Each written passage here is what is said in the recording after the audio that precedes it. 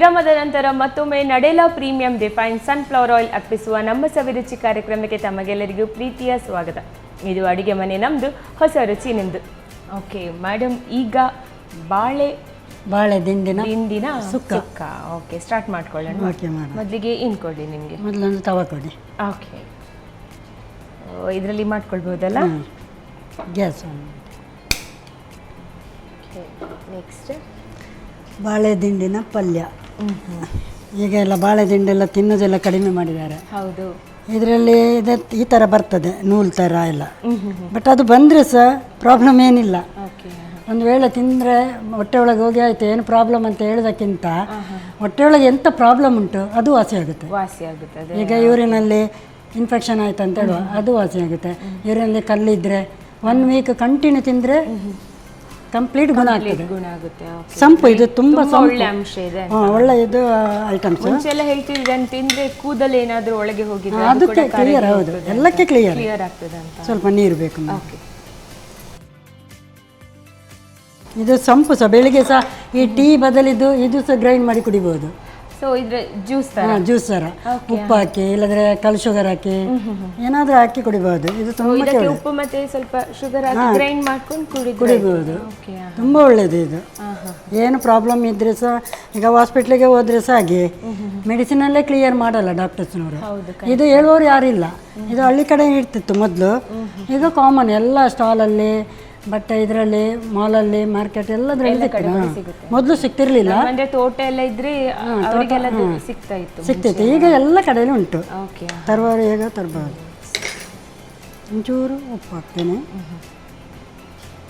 ಉಪ್ಪು ಯಾವಾಗಲೂ ಸ್ವಲ್ಪನೇ ಹಾಕಿದರೆ ಒಳ್ಳೇದಂತ ಹೇಳಲಿಕ್ಕೆ ಇಷ್ಟಪಡ್ತೇನೆ. ಜಾಸ್ತಿ ಆಗ್ತದೆ, ಅದಕ್ಕೆ ಬೇಗ ಎಳೆದುಕೊಳ್ತದೆ ಉಪ್ಪು ಜಾಸ್ತಿ ಹಾಕಿದ್ರೆ. ಉಪ್ಪಿನ ಅಂಶ. ತರಕಾರಿ ಯಾವಾಗಲೂ ಸ್ವಲ್ಪ ಬೆಂದರೆ ಒಳ್ಳೆಯದು. ಬಟ್ ಇದು ಅಂತೂ ಸ್ವಲ್ಪ ಬೆಂದರೆ ಮತ್ತೂ ಒಳ್ಳೆಯದು. ಅಂದ್ರೆ ತುಂಬಾ ಬೆಂದ್ರೆ ಸ್ವಲ್ಪ ಹೀಗೆ ಸಾಫ್ಟ್ ಅಂತಾರೆ, ಆ ಥರ ಆಗಲ್ಲ, ಗಟ್ಟಿ ಇರ್ತದೆ. ಎಷ್ಟು ಬೆಂದ್ರೆ ಸಹ ಗಟ್ಟಿ ಇರ್ತದೆ, ಮೆದು ಆಗಲ್ಲ. ಬಟ್ ಸ್ವಲ್ಪ ಬೆಂದ್ರೆ ತಿನ್ಬಹುದು. ಸ್ವಲ್ಪ ಬೆಂದಿದೆ, ಇನ್ನೊಂದು ಚೂರು ಇದಾಗ್ತೇನೆ, ಟೊಮೆಟೊ ಹಾಕ್ತೇನೆ. ಓಕೆ, ಸೊ ಡೈರೆಕ್ಟ್ ಆಗಿ ಇದಕ್ಕೇನೆ ಹಾಕ್ಕೊಳ್ಬೇಕು? ಡೈರೆಕ್ಟ್ ಹಾಕ್ಬೋದು. ನೀರುಳ್ಳಿ ಸಹ. ಓಕೆ, ನೀರುಳ್ಳಿ ಇಷ್ಟಪಡೋರು ಜಾಸ್ತಿ ಸಹ ಹಾಕ್ಬೋದು. ಓಕೆ, ಇದನ್ನೆಲ್ಲ ಹಾಕಿ ಒಟ್ಟಿಗೆ ಬೇಯಲಿಕ್ಕೆ. ಹೌದು, ಇದು ಬೆಳಿಗ್ಗೆ ಪಲ್ಯದ ಉಪ್ಪು ಕರಿ ಮಾಡಿ ತಿನ್ಬೋದು ಬ್ರೇಕ್ಫಾಸ್ಟಿಗೆ. ಇದರ ಮೇಲೆ ಅವಲಕ್ಕಿ ಹಾಕಿ, ಅದು ಚೆನ್ನಾಗಿರುತ್ತೆ. ತುಂಬ ಒಳ್ಳೇದು ಬರ್ತದೆ, ಟೇಸ್ಟ್ ಸಹ ಒಳ್ಳೆ ಬರ್ತದೆ, ಆರೋಗ್ಯಕ್ಕೆ ಒಳ್ಳೆಯದು. ಮತ್ತು ಹೊಟ್ಟೆ ಒಳಗೆ ಅಂದರೆ ಬೇಯಿಸ್ಕೊಳ್ಬೇಕು. ಸ್ವಲ್ಪ ಬೇಯಿಸ್ಕೊಂಡು ತೆಂಗಿನ ತುರಿ, ಕಾಯಿ ಮೆಣಸು, ಬೇವಿನ ಸೊಪ್ಪು ಎಲ್ಲ ಒಗ್ಗರಣೆ ಹಾಕಬೇಕು. ಮತ್ತು ಸ್ವಲ್ಪ ಅದರ ಮೇಲೆ ಅವಲಕ್ಕಿ ಹಾಕಬೇಕು. ತುಂಬ ಒಳ್ಳೆ ಟೇಸ್ಟ್ ಬರುತ್ತೆ. ನಾನು ಆ್ಯಕ್ಚುಲಿ ಇದನ್ನು ಫಸ್ಟ್ ಟೈಮ್ ಕೇಳಿದೆ, ಇದರದ್ದು ಕೂಡ. ಹೌದು, ಇದಂದರೆ ಹಳ್ಳಿ ಕಡೆಯಲ್ಲಿ ಜಾಸ್ತಿ ಉಂಟು, ಬಟ್ ಈಗ ಎಲ್ಲ ಕಡೆಯಲ್ಲಿ ಬಂದಿದೆ. 2 ನಿಮಿಷ ಅದು ಮುಚ್ಚಲು ಇಡಿ, ಕ್ಲೋಸ್ ಮಾಡಿ. 2 ನಿಮಿಷ ಸಾಕು, ಬೇಯ್ತದಲ್ಲ. ಸ್ಲೋ ಇಡಬೇಕಿದ್ರೆ ಸ್ಲೋ ಇಡಿ. ಇನ್ನು ಗ್ರೈಂಡ್ ಮಿಕ್ಸ್ ಬೇಕಿತ್ತು, ಗ್ರೈಂಡ್ ಮಾಡಲಿಕ್ಕೆ. ಎಲ್ಲ ವೆರೈಟಿಯಲ್ಲಿ ತಿನ್ಬೋದು, ಈ ಥರ ಸಹ ತಿನ್ಬೋದು. ನಾನೀಗ ಸುಕ್ಕ ಮಾಡ್ತೇನೆ. ನೀವು ಸುಕ್ಕ ಮಾಡ್ತೇನೆ, ಇಲ್ಲದ್ರೆ ಇದೇ ಥರ ಸಹ ತಿನ್ಬೋದು. ಕೇವಲ ಅಂದರೆ ಒಗ್ಗರಣೆ ಹಾಕಿ, ಇನ್ನೊಂದು ಒಗ್ಗರಣೆ ಹಾಕಿ ಆ ಥರ ಸಹ ತಿನ್ಬೋದು. ಬಟ್ ಸ್ವಲ್ಪ ಸುಕ್ಕ ಮಾಡಿದ್ರೆ ಅದು ಒಳ್ಳೆದಾಗ್ತದೆ. ಎಲ್ಲದಕ್ಕೆ, ಗಂಜಿಗೆ, ಎಲ್ಲ ತಿಂಡಿಗೆ, ಬ್ರೇಕ್ಫಾಸ್ಟ್ ಅದಕ್ಕೆ ಹಾಕ್ತೇನೆ. ಫಸ್ಟಿಗೆ ಒಂಚೂರು ಕಾಯಿ ಮೆಣಸು ಹಾಕ್ತೇನೆ. ಖಾರ ಇಷ್ಟಪಡುವವರು ತುಂಬ ಹಾಕಿ. ನಾನೊಂದು 3 ಹಾಕ್ತೇನೆ. ಜಾಸ್ತಿ ಖಾರ ಇರುವವರು ಜಾಸ್ತಿ ಹಾಕೋದು, ಕಡಿಮೆ ಖಾರ ತಿನ್ನುವವರು ಸ್ವಲ್ಪ ಕಡಿಮೆ ಹಾಕಿ. ಸ್ವಲ್ಪ ಕೊತ್ತಂಬರಿ ಸೊಪ್ಪು, ಸ್ವಲ್ಪ ಇದಾಗ್ತೇನೆ, ಯಾವುದು ಸಾಸಿವೆ, ಮತ್ತು ಒಂಚೂರು ಕೊತ್ತಂಬರಿ ಹಾಕ್ತೇನೆ. ಮತ್ತು ಹುಳಿ ಸಾಗಿ ತುಂಬ ಜಾಸ್ತಿ ಬೇಡ, ಸ್ವಲ್ಪ ಹಾಕ್ತೇನೆ, ಸಾಕು ಇಷ್ಟು. ಇನ್ನು ಒಂದು ಮುಚ್ಚಲು ಕೊಡಿ, ಗ್ರೈಂಡ್ ಮಾಡುವ. ಇದಕ್ಕೆ ನೀರೇನಾದರೂ ಹಾಕ್ಕೊಳ್ಬೇಕು? ಬೇಡ, ಸುಕ್ಕಲ್ಲ, ನೀರು ಬೇಡ. ಮತ್ತೆ ತೆಂಗಿನ ತುರಿ ಹಾಕಿ ಗ್ರೈಂಡ್ ಮಾಡ್ಲಿಕ್ಕೆ ಉಂಟು. ಈಗ ಅಷ್ಟೊಂದು ಗ್ರೈಂಡ್ ಮಾಡ್ಕೊಳ್ಬೇಕಾ? ಸರಿ, ಓಕೆ.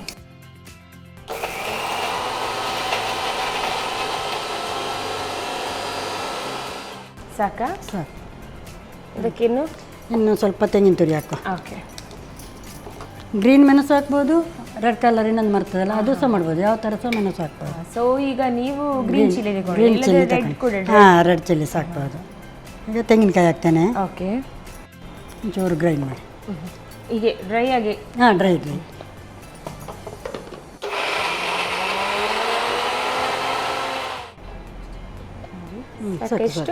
ಸಾಕಾ? ಆಯಿತು, ಬೆಂದಿದೆ ಮೇಡಮ್. ಗ್ಯಾಸ್ ಆಫ್ ಮಾಡ್ಕೊಳ್ಳೋಣ? ಹಾಂ, ಗ್ಯಾಸ್ ಆಫ್ ಮಾಡಿ. ಓಕೆ.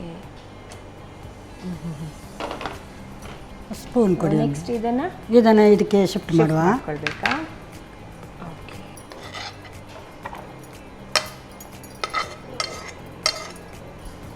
ಅದನ್ನು ಇಡಿ, ತವದಲ್ಲಿ ಇಡಿ. ಓಕೆ. ಇನ್ನೊಂದ್ಸಲ ಗ್ಯಾಸ್ ಆನ್ ಮಾಡಿ. ಓಕೆ. ಚೂರು ಎಣ್ಣೆ ಹಾಕ್ಲಿಕ್ಕುಂಟು. ಸೊ ಇದಕ್ಕೆ ಎಣ್ಣೆ ಹಾಕಬೇಕಾ? ನಾವು ನಮ್ಮ ಅಡುಗೆ ಮನೆಯಲ್ಲಿ ಬಳಸ್ತೇವೆ ನಡೇಲಾ ಪ್ರೀಮಿಯಂ ರಿಫೈನ್ಡ್ ಸನ್ಫ್ಲವರ್ ಆಯಿಲ್. ಎಣ್ಣೆ ಕಾಯ್ತಾ ಉಂಟು, ಸ್ವಲ್ಪ ಸಾಸಿವೆ ಹಾಕ್ತೇನೆ. ಓಕೆ.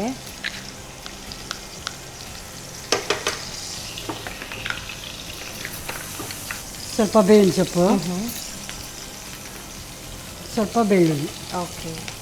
ಸೊ ಇದಕ್ಕೆ ಒಗ್ಗರಣೆ ಕೊಟ್ಕೊಳ್ಬೇಕು ನಾವು? ಹಾಂ, ಫಸ್ಟಿಗೆ ಒಗ್ಗರಣೆ ಹಾಕಬೇಕು, ಮತ್ತು ಕಡ್ದ ಮಸಾಲೆಯನ್ನು ಇದಕ್ಕೆ ಹಾಕ್ಕೊಳ್ಬೇಕು. ಓಕೆ. ಅಂದರೆ ನಾವು ಇದಕ್ಕೆ ಗ್ರೀನ್ ಚಿಲ್ಲಿ ಹಾಕಿರೋದ್ರಿಂದ ಅದು ಗ್ರೀನ್ ಸುಕ್ಕ ಥರ. ಹೌದು. ರೆಡ್ ಏನಾದರೂ ಹಾಕಿದ್ರೆ ರೆಡ್ ಥರ ಕಾಣ್ತದೆ. ಕಾಣ್ತದೆ. ಅಂದರೆ ಮಸಾಲ ಸ್ವಲ್ಪ ಗ್ರೀನ್ ಇದೆ. ಹೌದು, ಅಂದರೆ ಗ್ರೀನ್ ಹಾಕಿದ ಕಾರಣ ಗ್ರೀನೇ ಬರ್ತದೆ. ಇನ್ನು ಆಗ ಕಡ್ದಿಟ್ಟ ಮಸಾಲೆಯನ್ನು ಹಾಕ್ತೇನೆ.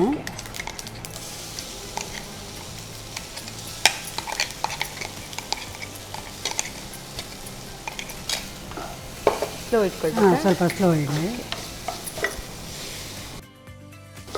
ಪರಿಮಳ ಸ್ವಲ್ಪ ಒಳ್ಳೆ ಬರ್ತದೆ. ಹೌದು. ಇನ್ನು ಆಯಿತು, ಇದು ಡ್ರೈ ಥರ ಆಯ್ತಲ್ಲ. ಈಗ ಇದನ್ನು ಹಾಕ್ತೇನೆ. ಹಾಂ, ಸರಿ ಮೇಡಮ್.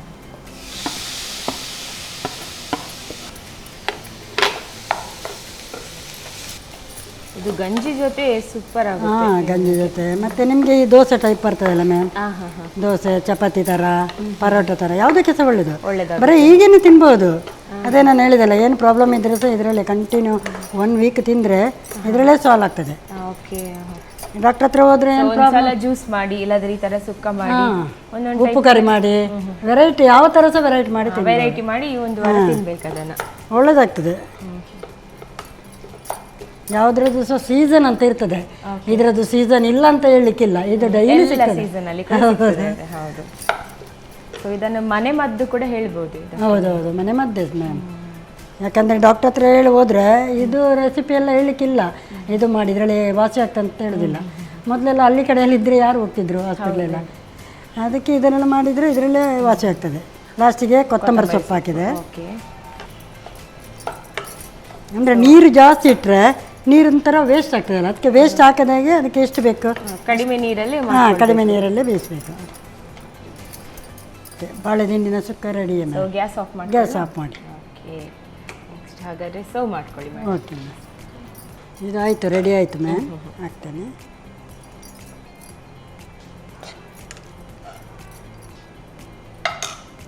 ಬಾಳೆ ದಿಂಡಿನ ಸುಕ್ಕ ರೆಡಿ.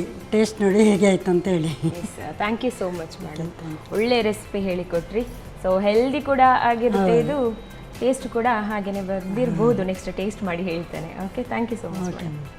ನೋಡಿದ್ರಲ್ಲ ವೀಕ್ಷಕರೇ, ಬಾಳೆ ದಿಂಡಿನ ಸುಕ್ಕ ನೀವು ಕೂಡ ಮನೆಯಲ್ಲಿ ಟ್ರೈ ಮಾಡಬೇಕಾ? ಹಾಗಾದರೆ ನೋಡ್ಕೊಂಡು ಬನ್ನಿ ಯಾವ ರೀತಿ ಮಾಡ್ಕೊಳ್ಳೋದು ಅಂತ.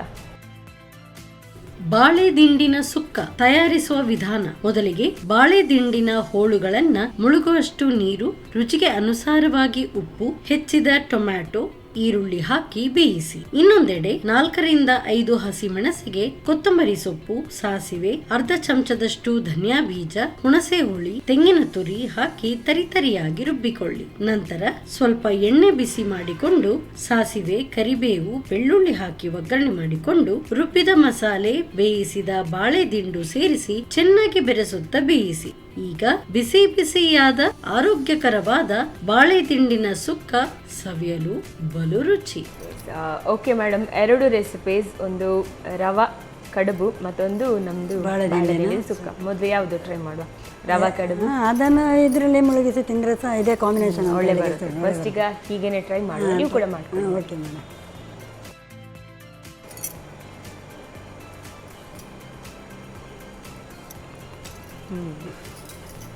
ಒಳ್ಳೆಯದಾಗುತ್ತೆ, ಟೇಸ್ಟಿ ಆಗುತ್ತೆ. ಉಪ್ಪಿಟ್ಟು ಮಾಡುವ ಬದಲು ಅಂದರೆ ಸಜ್ಜಿಗೆ ಮಾಡುವ ಬದಲು ಈ ರೀತಿ ಕೂಡ ಮಾಡ್ಕೊಳ್ಬೋದು. ಟೇಸ್ಟ್ ಸ್ವಲ್ಪ ಡಿಫ್ರೆಂಟ್ ಆಗಿರುತ್ತೆ. ಸೊ ಇದಕ್ಕೆ ಸೈಡಲ್ಲಿ ಚಟ್ನಿ ಮಾಡಿ ಅದರ ಜೊತೆ ನೆನೆಸಿ ತಿಂದರೆ ಪಲ್ಯ ಈ ಥರ ಪಲ್ಯ ಕೂಡ ಹೀಗೆ ಸಹ ತಿನ್ಬೋದು ಮೇಡಮ್. ಹೀಗೆ ಕೂಡ ಒಳ್ಳೆ ಟೇಸ್ಟೇ ಬರುತ್ತೆ. ಸ್ವಲ್ಪ ಇದ್ದರೆ ಇನ್ನಷ್ಟು ಡಬಲ್ ಟೇಸ್ಟ್ ಸಿಗುತ್ತೆ ಅಂತ. ನೆಕ್ಸ್ಟ್ ಸುಕ್ಕ ಟ್ರೈ ಮಾಡಿ ಮೇಡಮ್. ನೀವು ಕೂಡ ಇದನ್ನು ನಾನು ಫಸ್ಟ್ ಟೈಮ್ ಟ್ರೈ ಮಾಡ್ತಿರೋದು.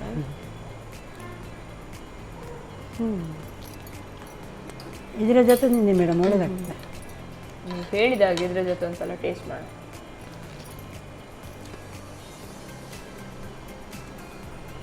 ಒಳ್ಳೆ ಕಾಂಬಿನೇಷನ್, ಸಖತ್ತಾಗಿದೆ.